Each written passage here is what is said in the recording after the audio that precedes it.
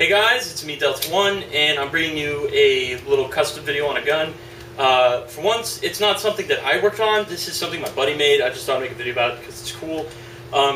This was originally the top was originally his first WE double stacker, which was really awesome for like the first 200 rounds, and then it just stopped working and would just do this. It would just not go all the way forward. No matter what we did, even though we replaced parts inside, like the valve back here, and all that stupid stuff, it would never ever work. So he gave this to a buddy of ours that we call Hellbound, and he made this pistol form out of a single stacker lower and took the double stacker upper and made it out of parts basically. And this was black, and it was a different shade, like a gunmetal black, and the lower was just like a matte black. It just didn't fit, and we hated the Caspian trades, so he tried steel wool, but the trades are still there. See if I can get it for you. It's still there. It's stupid. I don't know why they decided to do that, because that just looks stupid. So it's a really cool gun, and it's got the fluted barrel at the top, or whatever. Is that what it's called? Yeah, I don't do gas pistols, guys, but my buddy Chronic does, and he's going to come over here and tell you more about it and what he's going to do to it and upgrades in terms of that. So, yeah, he's going to come over here and talk about it. So, guys, this is Chronic. If you don't remember him, it's a video I made a while back saying, go tell him to make a video, herp derp. And, yeah, and I put a link in the description, so go tell him to do that again. No. Just tell him about your pistol. Anyways. As Delta1 here previously noted, this is a makeshift WeTech. This slide originally came off of my Caspian Arms double stack WeTech 1911.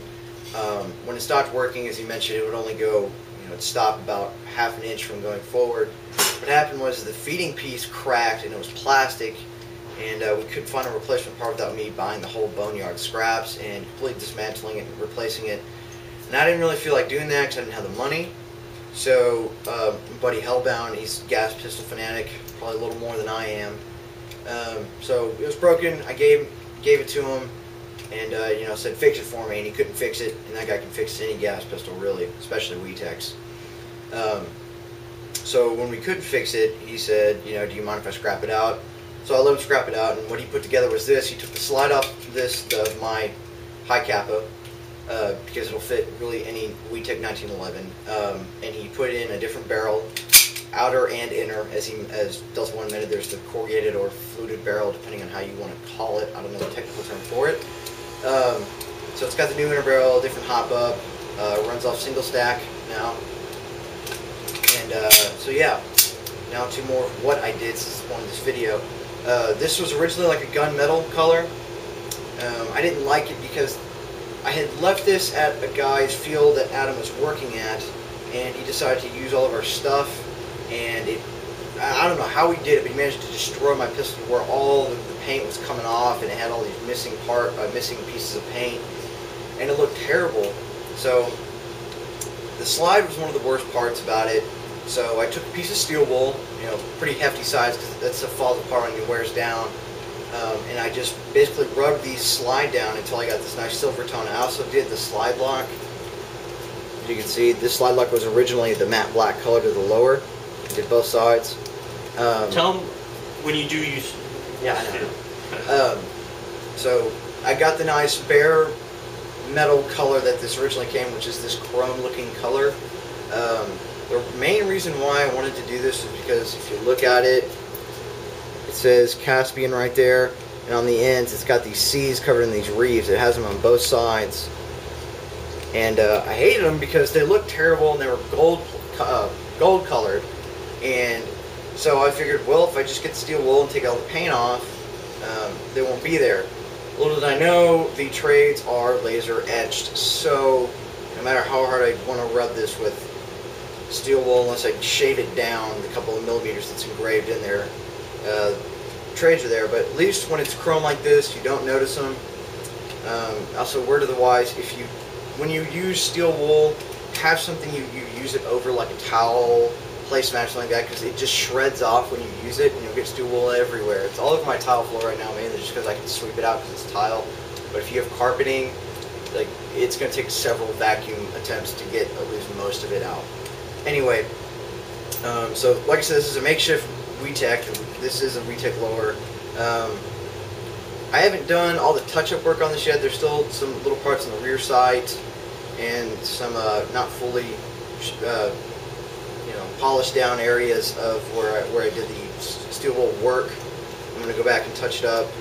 This took probably about an hour and a half of just straight work to get it down like this, maybe a little less, about an hour and 15. But also what I plan on doing is the safety press here on the 1911. I intend on making that this same color here by using steel wool, because the paint's already starting to be missing on it. And that's really the last thing I'm going to silver out on this. Now, words otherwise, when you use steel wool and take the paint off like this, you are shaving it down to the bare minimum.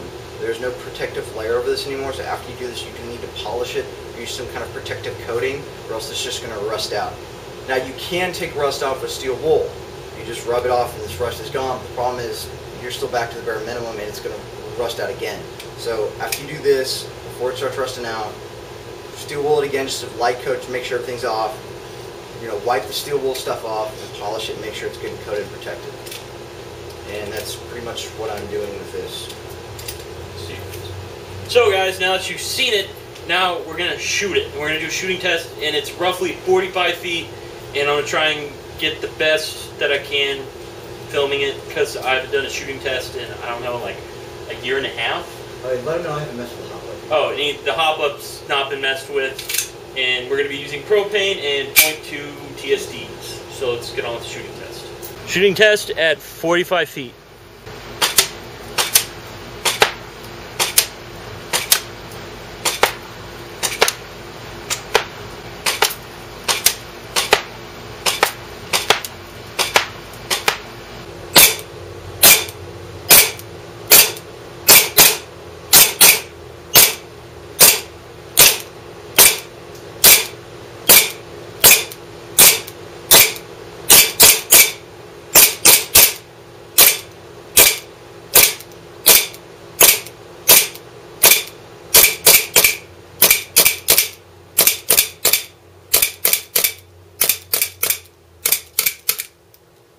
Alright, so this is my makeshift custom WeTech 1911.